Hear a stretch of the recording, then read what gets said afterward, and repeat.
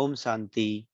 आज का अव्यक्त महावाक्य 18 जनवरी सन 1969 से लिया गया है, जो पिता श्री प्रजापिता ब्रह्मा के अव्यक्त होने के बाद अव्यक्त वतन से गुलजार दादी द्वारा प्राप्त दिव्य संदेश है, जिसका शीर्षक है साकार में रहते भी लाइट माइट रूप बनने के लिए अंतर्मुखी रहो। आज जब वतन में गई तो जाते ही अनुभव हो रहा था, जैसे कि लाइट के बादलों से क्रॉस करके वतन में जा रही हूँ।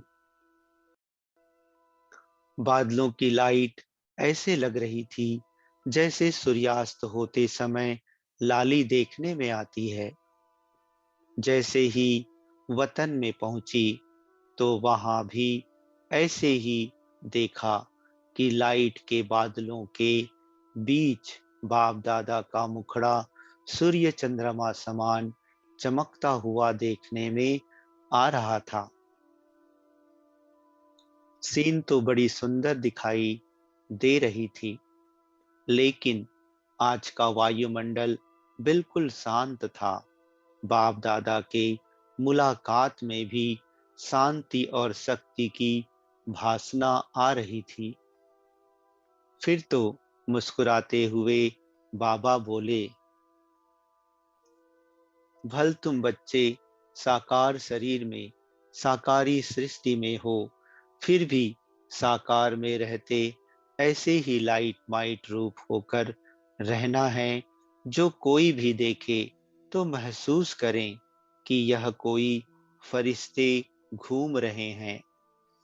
लेकिन वह अवस्था तब होगी जब एकांत में बैठे अंतर्मुख अवस्था में रह अपनी चेकिंग करेंगे।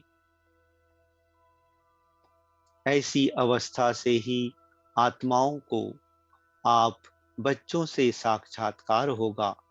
आज वतन में एक तरफ तो बिल्कुल शांति थी, दूसरे तरफ फिर प्यार का रूप बहुत था।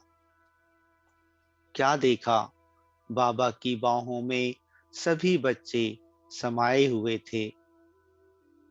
साथ साथ प्रेम का सागर तो था ही। बाबा ने कहा, तुम शक्तियों को भी सर्व आत्माओं को ऐसे ही अब अपने समीप लाना है। आपकी दृष्टि में बाप समान जब प्रेम और शक्ति दोनों ही पावर होगी, तब आत्माएं नजदीक आएंगी। इसके बाद बाबा ने तीसरा दृश्य दिखाया। क्या देखा, बाबा के सामने ढेर कार्ड्स पड़े थे। बाबा ने कहा, इन कार्ड्स को ऐसे सजाओ जिससे कोई सीनरी बन जाए, क्योंकि हर कार्ड पर सीनरी की डिजाइन थी, किसमें चित्र किसमें शरीर। हम मिलाने लगी तो कभी उल्टा कभी सुलटा हो जाता था, और बाप दादा बहुत हंस रहे थे। उसमें बहुत ही सुंदर सतयुग की सीनरियां थी। एक कृष्ण बाल रूप में झूले में झूल रहा था। साथ में कांता अर्थात दासी झुला रही थी। दूसरे में सखे सखियों का खेल था।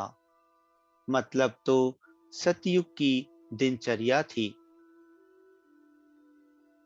फिर बाबा ने विदाई देते समय कहा, बच्ची, सबको संदेश देना कि शक्ति स्वरूप भव और प्रेम स्वरूप भव। अच्छा, ओम शांति।